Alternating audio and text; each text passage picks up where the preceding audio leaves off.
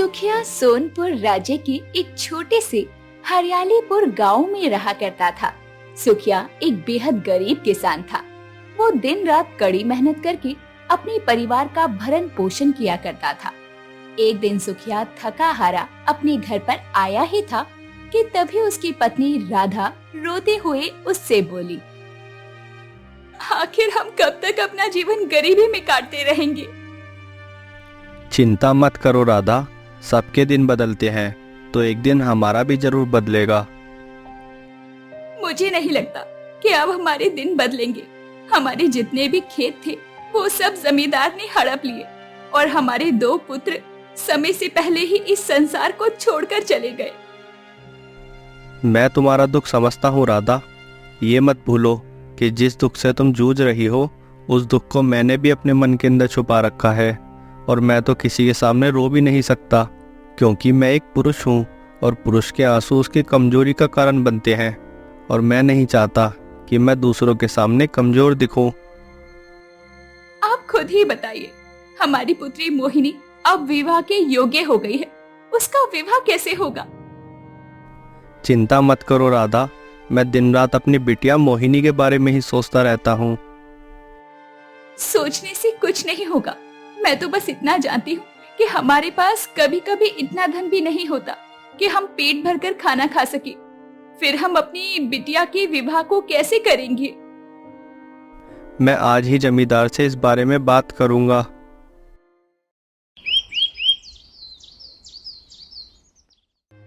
अगले दिन सुखिया खेत में जाकर कड़ी धूप में फिर से मेहनत करने लगा। शाम के समय वो सुखिया जमींदार के पास जाकर बोला, जमींदार, मुझे आपसे बहुत जरूरी बात करनी है। जल्दी बोलो सुखिया, क्या बात करनी है? तुम जानते हो कि मुझे गरीबों से बात करने में ना जाने क्यों चिढ़ महसूस होती है। जमींदार, मुझे मेरे खेत वापस कर दीजिए। कुछ वर्ष पहले मैंने आपसे थोड़ा सा धन उधार लिया था और आपने उस उधार लिए हुए धन पर भारी ब्याज लगाकर मुझसे मेरे खेत हड़प लिए। तब से मैं वो कर्ज ब्याज सहित चुकाने के लिए जी तोड़ मेहनत कर रहा हूँ और धन के नाम पर मैं कुछ भी नहीं लेता। कभी कभी तो मेरे परिवार को भूखा रहना पड़ता है। अब वो समय आ गया जमींदार कि आप मेरे खेत वापस कर दो। समय आ गया से तुम्हारा क्या मतलब है? तुम्हारे खेत मैंने हड़पे नहीं है, बल्कि उन खेतों पर मेरा ही अधिकार है। जब तुमने मुझसे कर्ज लिया था तब तो तुमने बड़े ही आत्मविश्वास से कहा था कि मैं कर्ज बहुत जल्दी चुका दूंगा, जो तुम नहीं चुका पाए। आप जानते हैं कि मेरे दोनों पुत्र राजा विक्रम के सैनिक थे जो कि एक युद्ध में मारे गए। वही मेरे परिवार का सहारा थे। उसके बाद सारा बोझ मेरे ऊपर आ गया। मेरे पास बीज खरीदने तक के धन नहीं था, इसलिए मैंने आपसे कुछ कर्ज लिया था जो समय पर नहीं चुका पाया। वो तुम्हारी समस्या है सुखिया, मेरी नहीं। जहां तक तुम्हारे खेत की बात है तो तुम मुझे 10,000 स्वर्ण मुद्राएं देकर अपना खेत छोड़ा सकते हो। ये सुनकर सुखिया बुरी तरह से चौंकता हुआ बोला, 10,000 स्वर्ण मुद्राएं? आप ये क्या कह रहे हैं? सही कह रहा हूं सुखिया, मैंने तुम्हें जो रकम उधार दी थी उसका ब्याज इतना ही बन रहा है। और जो मैंने अपने ही खेत में गुलाम की तरह काम किया उसका क्या? तुमने जो काम किया है उसका धन तुम मुझसे ले गए हो। भगवान से तो डरो जमींदार, मैंने आपसे कितना धन लिया है इस बात को तुम भी अच्छी तरीके से जानते हो। अगर पूजा पाठ की बात करनी है तो जाकर मंदिर में करो। अगर मुझसे जुबान लड़ाओगे तो फिर हो सकता है कि मैं तुम्हें काम से भी हटा दूं।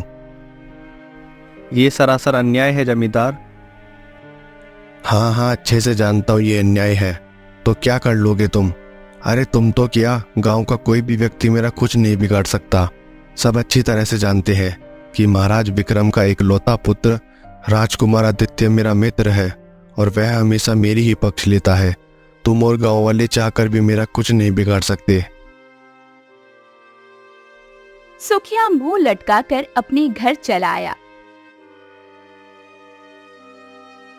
सुखिया का लटका हुआ मुंह देखकर उसकी पत्नी राधा उससे बोली, तुम्हारा चेहरा बता रहा है कि जमींदार ने तुमसे क्या कहा है। सारा गांव जानता है कि जमींदार के अंदर इंसानियत नाम की कोई चीज नहीं है। तुम सही कह रही हो राधा, लेकिन मैं चुप नहीं बैठूंगा।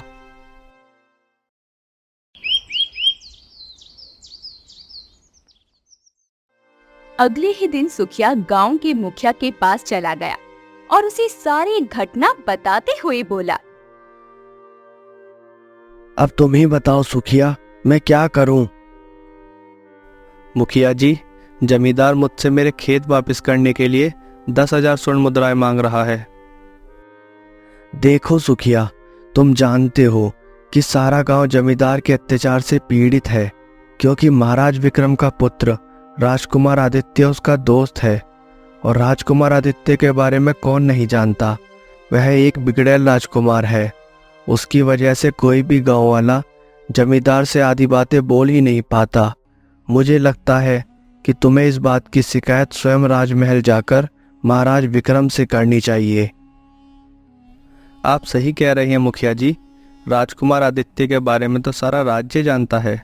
हालांकि महाराज के 2 पुत्र जो कि शिकार खेलने के दरमियान अचानक से लापता हो गए थे, उन पुत्रों का स्वभाव राजकुमार आदित्य से बहुत अलग था। ये बात तो सही बोली सुखिया।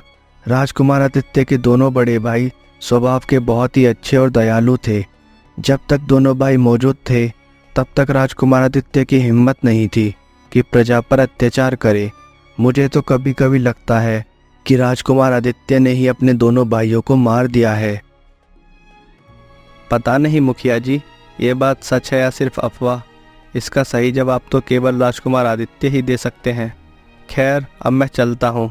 मुझे राजमहल जाकर महाराज से जमींदार और राजकुमार आदित्य की शिकायत करनी है।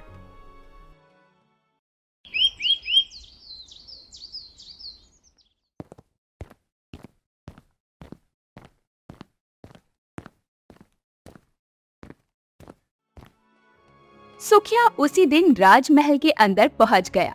राजा विक्रम अपने सिंहासन पर बैठा हुआ था।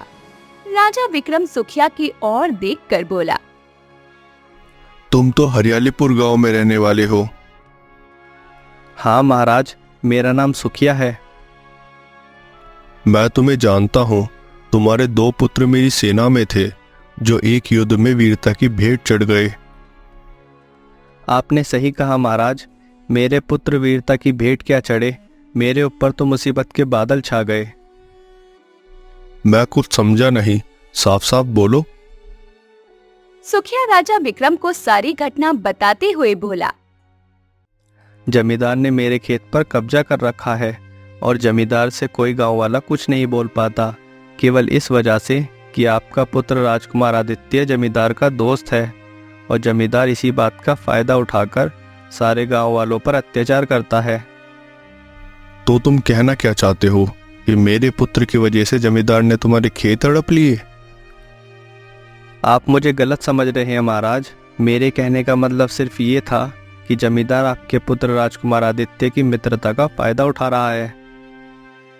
ये सुनकर राजा विक्रम क्रोधित होकर बोला, अपनी जुबान पर लगाम दो सुखिया। अगर ऐसी कोई बात होती तो मेरे गुप्तचर मुझे तुरंत सूचना देते।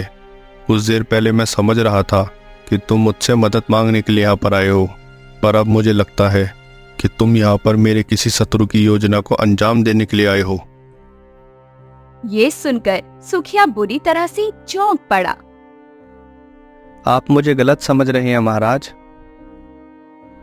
मैं तुम्हें गलत नहीं समझ रहा सुखिया। अब मुझे सब समझ आ गया है। तुम्हारे 2 पुत्र युद्ध में मारे गए, इसलिए तुम अपने मारे गए पुत्रों का दोषी शायद मुझे समझते हो। तुम जरूर किसी शत्रु के साथ मिल गए हो और मुझे मेरे पुत्रों के खिलाफ भड़काने के लिए आए हो। यहाँ से निकल जाओ, इससे पहले कि मैं तुम्हें प्रजा के सामने मौत के घाट उतरवा दूं। ऐसा नहीं है महाराज। ऐसा ही है सुखिया। तुम अच्छी तरह से जानते हो कि मेरे भी 2 जवान पुत्र शिकार के लिए गए थे, जो कि आज तक वापस नहीं लौटे। इसलिए मैं तुम्हारी स्थिति समझता हूँ कि जवान पुत्रों के चले जाने का अफसोस क्या होता है, परंतु इसका मतलब ये नहीं कि मैं तुम्हारी बातों में आकर अपने ही पुत्र आदित्य को गलत समझने लगूं। मेरा एक ही पुत्र बचा है। तुम्हारी बातों में आकर मैं उसे नहीं खो सकता। बेचारा सुखिया राजमहल से मुंह लटकाकर अपने गांव चला आया। अगले दिन सुखिया जैसे ही अपने खेत पर गया, तभी जमींदार वहां आकर सुखिया से बोला। सुखिया, अब तुम्हें खेत में काम करने के लिए कोई आवश्यकता नहीं है। ये सुनकर सुखिया बुरी तरह से घबरा गया। ये आप क्या कह रहे हैं जमींदार? अगर आप मुझे काम से निकाल दोगे तो मैं तो भूखा मर जाऊंगा। तुम्हारी इतनी हिम्मत हो गई सुखिया कि तुम मेरी शिकायत करने राजमहल तक पहुंच गए। किसी गांव वाले की आज तक इतनी हिम्मत नहीं हुई। अब इससे पहले मैं तुम्हें यहां से धक्के देकर निकाल दूं, सीधे तरीके से यहां से चले जाओ। सुखिया आंखों में आंसू लिए हुए वहां से चला गया और एक तालाब के किनारे बैठकर रोते हुए अपने आप से बोला। अब मैं क्या करूं? जमींदार ने मेरे खेत हड़प लिए और महाराज ने भी मेरी बात पर विश्वास नहीं किया। सुखिया काफी देर तक तालाब के पास बैठकर रोता रहा। रो रो कर सुखिया का गला सूख गया था। सुखिया पानी पीने के लिए जैसे ही तालाब की ओर बढ़ा, अचानक उसकी नजर तालाब के नजदीक पड़े हुए 2 हिरणों पर पड़ी। सुखिया हिरणों को देखकर चौंकता हुआ अपने आप से बोला। अरे, यहाँ पर तो 2 हिरन घायल पड़े हुए हैं। ऐसा लगता है कि जैसे यह दोनों हिरन किसी के तीर से घायल हुए हैं। मगर आश्चर्य की बात यह है कि एक हिरन का रंग सफेद तो दूसरे हिरन का रंग नारंगी है। इस तरह के हिरन तो मैंने अपने जीवन में कभी नहीं देखे। जो भी हो, मुझे इनकी मदद करनी होगी। इतना बोलकर सुखिया उन दोनों हिरणों के घाव पर तालाब के पास पड़ी हुई मिट्टी को लगाने लगा। ऐसा करते ही अचानक वो दोनों हिरण होश में आ गए और तुरंत उठकर खड़े हो गए और सुखिया को ऐसे देखने लगे मानो कि वो हिरण नहीं बल्कि कोई इंसान हो। अपनी और उन हिरणों को ऐसे देखता हुआ देखकर सुखिया आश्चर्य से दोबारा अपने आप से बोला। अजीब बात है, ये हिरन तो मुझे ऐसे देख रहे हैं जैसे ये मुझे जानते हो। तभी सफेद हिरण इंसानी आवाज में सुखिया से बोला। तुमने हमारी सहायता की है, इसलिए हम भी तुम्हारी सहायता अवश्य करेंगे। सुखिया बुरी तरह से डर गया कि तभी नारंगी हिरण सुखिया से बोला। हमें देखकर डरने की आवश्यकता नहीं है। हम दोनों भाई भाई हैं। हम इस जंगल में सैर के लिए निकले थे कि तभी इस राज्य के राजकुमार की नज़र हम दोनों पर पड़ गई और उसने हम दोनों पर तीर चला दिया। हम दोनों घायल हो गए और भागते भागते यहाँ तक आ पहुँचे। अगर तुम हमें होश में ना लाते तो शायद हम दोनों जीवित ना बचते। अगर राजकुमार आदित्य की नज़र तुम पर पड़ गई है तो वह तुम्हें अभी भी तलाश कर रहा होगा। सुना है कि वह अपने शिकार को कभी नहीं भूलता। तो तुम मेरे साथ घर पर चलो।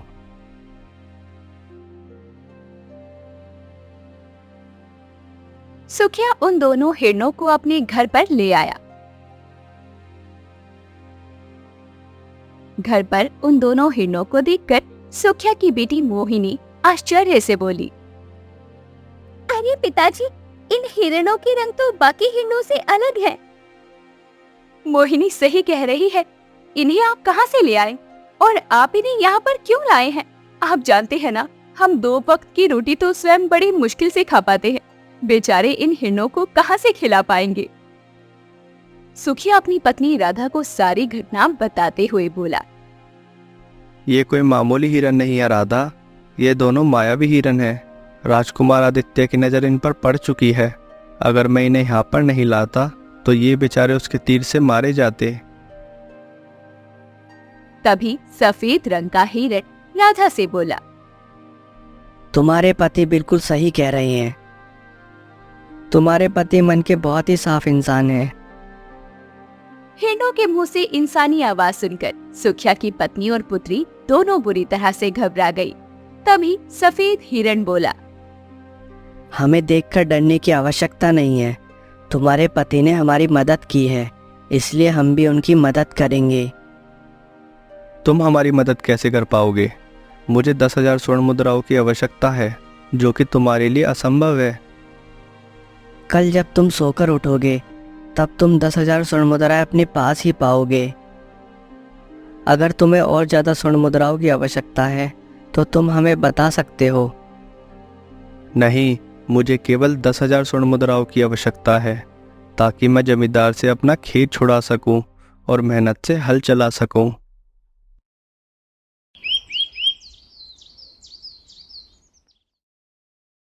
अगली सुबह सुखिया का परिवार जब सोकर उठा तो अपने सामने सोने की स्वर्ण मुद्राएं देखकर बुरी तरह से चौंक उठा कि तभी सफेद हिरण सुखिया की ओर देखकर बोला, ऐसे मत देखो, तुमने हम दोनों की जान बचाई है और हमारी जान के बदले यह भेंट तुम्हारे लिए बहुत कम है।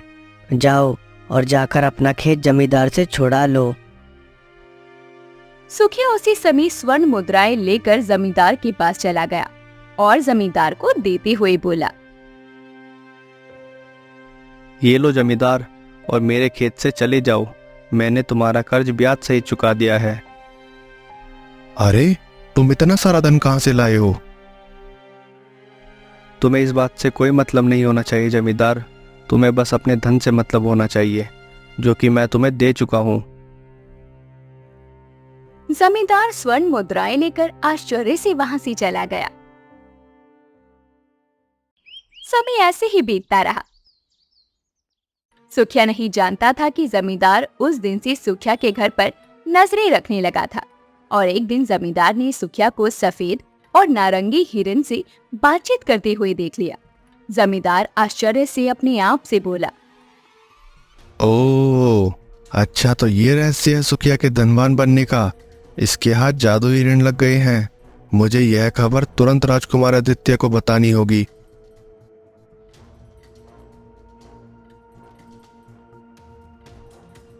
जमींदार उसी समय राजमहल चला गया। इत्तेफाक से राजकुमार आदित्य अपने राजमहल के बाहर बगीचे में था।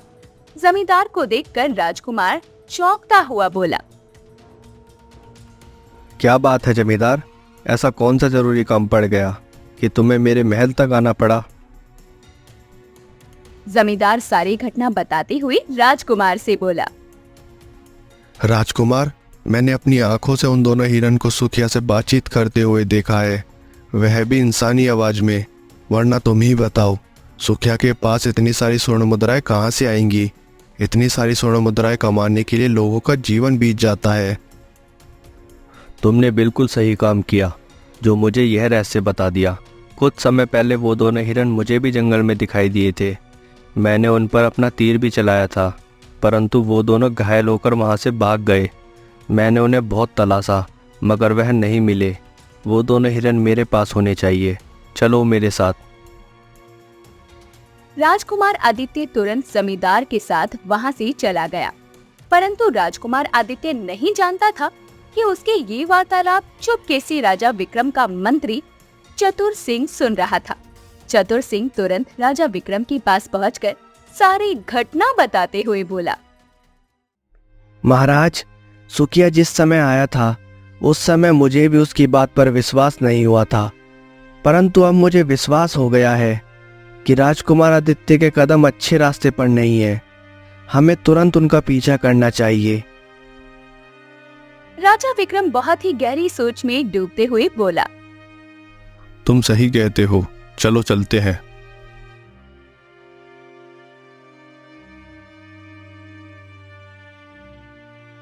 सुखिया अपने घर पर आराम से बैठा था। तभी उसके घर के अंदर राजकुमार आदित्य और जमींदार घुस आए। सुखिया उन दोनों को देखकर चौंक पड़ा। राजकुमार आदित्य सुखिया की ओर देखकर बोला, दोनों जादुई हिरन कहाँ हैं? सीधी तरह से उन दोनों को मेरे हवाले कर दो, वरना तुम्हारे लिए अंजाम अच्छा नहीं होगा। राजकुमार आदित्य की बात सुनकर सुखिया बुरी तरह से चौंकते हुए बोला, राजकुमार, मुझे लगता है आपको कोई गलत फहमी हुई है। मैंने किसी भी जादुई हिरण को नहीं देखा। तुम क्या मुझे मूर्ख समझते हो? जमींदार ने अपनी आंखों से देखा है कि वो दोनों हिरन तुमसे इंसानों की तरह बात कर रहे थे। सच कहो, वरना अंजाम भुगतने के लिए तैयार रहना।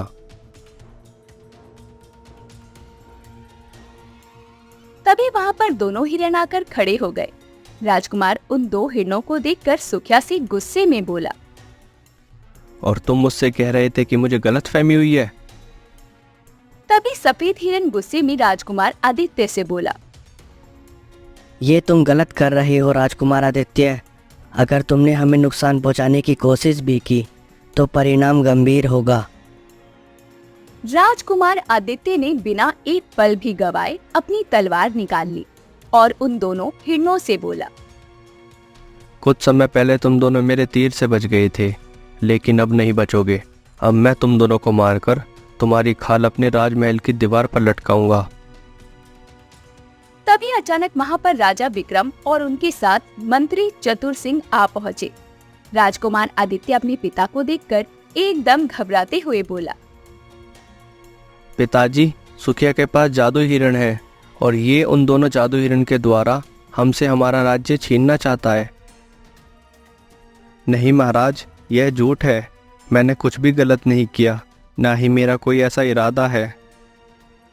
तभी राजकुमार आदित्य ने अपनी तलवार से उन दोनों हिरणों पर वार कर दिया, परंतु उसकी ऐसा करते ही वो दोनों हिरण रंग बिरंगी किरणों के साथ सुंदर राजकुमारों में परिवर्तित हो गए। उन दोनों सुंदर राजकुमारों को देखकर राजा विक्रम बुरी तरह से चौंकता हुआ बोला, अरे, ये तो मेरे पुत्र राजकुमार शक्ति सिंह और राजकुमार अशोक है, जो कुछ समय पहले जंगल में शिकार करने के लिए गए थे और उसके बाद कभी वापस नहीं आए। तभी राजकुमार अशोक अपने पिता की ओर देखकर बोला, पिताजी, हम दोनों भाई जंगल में शिकार खेलने के लिए गए थे, मगर गलती से मेरा तीर एक साधु को लग गया। साधु क्रोधित हो गया और उसने हमें श्राप देकर हिरण में बदल दिया। हम दोनों उसके सामने बहुत गिड़गिड़ाए, तो साधु को आखिरकार दया आ गई। उसने हमें कुछ मायावी शक्तियां तो दी, लेकिन एक शर्त भी रखी। वो शर्त कुछ इस तरह थी, तुम दोनों को बिना अपना रहस्य प्रकट किए किसी गरीब की सहायता करनी होगी, और जब तुम्हारा कोई सगा तुम पर तलवार से वार करेगा तभी तुम्हारा ये श्राप समाप्त होगा। बस पिताजी, यही था हमारा भाग्य। हम जंगल में इधर उधर बस इसी आस में भटकते रहे कि कब हमें इस श्राप से मुक्ति मिलेगी। पिताजी, सुखिया निर्दोष है। अगर वो ना होता तो आज हम जीवित ना होते। जब हम दोनों हिरण के रूप में थे, तब आदित्य ने तीर चलाकर हमें घायल कर दिया था। हम वहां से जान बचाकर भागे तो उसी वक्त सुखिया ने हमारी मदद की। सुखिया ने? वो कैसे? हाँ पिताजी, उसने हमें ना सिर्फ छुपाया बल्कि हमारी जान भी बचाई। उसी की बदौलत आज हम आपके सामने खड़े हैं। अगर वो ना होता तो हम कभी भी श्राप से मुक्त ना हो पाते। फिर सभी लोग राजमहल के लिए निकल जाते हैं। राजमहल पहुंचकर राजकुमार अशोक अपने पिता से बोलता है, पिताजी, इस बीच जमींदार और राजकुमार आदित्य ने गांव वालों पर खूब अत्याचार करना शुरू कर दिया। जमींदार ने आदित्य की शक्तियों का फायदा उठाकर पूरे गांव पर जुर्म किए थे। अब हमें उनके खिलाफ कुछ ना कुछ करना ही होगा। आदित्य, मैं तुम्हें हमेशा एक जिम्मेदार राजकुमार समझता था, लेकिन तुमने अपना असली चेहरा दिखाई दिया। तुमने मेरे और पूरे राज्य के विश्वास को तोड़ा है। पिताजी, मैं सिर्फ राज्य की सुरक्षा के लिए चिंतित था। मुझे लगा कि ये जादू हिरण हमारे राज्य के लिए खतरा है। मैंने जो भी किया वो सिर्फ राज्य के हित के लिए किया। राज्य की सुरक्षा के नाम पर निर्दोषों पर अत्याचार करना कभी सही नहीं होता। तुमने सत्ता का गलत इस्तेमाल किया है आदित्य। पिताजी, मुझसे गलती हो गई। मैंने सोचा कि मैं सही हूँ, लेकिन अब मुझे अपनी भूल का एहसास हो रहा है। तुम्हें इसका परिणाम भुगतना होगा आदित्य। राज्य और प्रजा के साथ किया हुआ अन्याय माफी के योग्य नहीं है। पिताजी, हमें तुरंत जमींदार के खिलाफ कार्रवाई करनी चाहिए। इससे गांव वालों को न्याय भी मिल जाएगा। हाँ शक्ति सिंह, जमींदार को तुरंत गिरफ्तार किया जाएगा और आदित्य, तुम्हें राज्य से बेदखल कर दिया जाएगा। अगर तुमने अपनी राह नहीं बदली तो इस राज्य में तुम्हारे लिए कोई जगह नहीं होगी। साथ ही सुखिया को उसकी बहादुरी के लिए पूरे राज्य में सम्मानित किया जाएगा। उसने साबित किया है कि हमेशा सच्चाई की जीत होती है।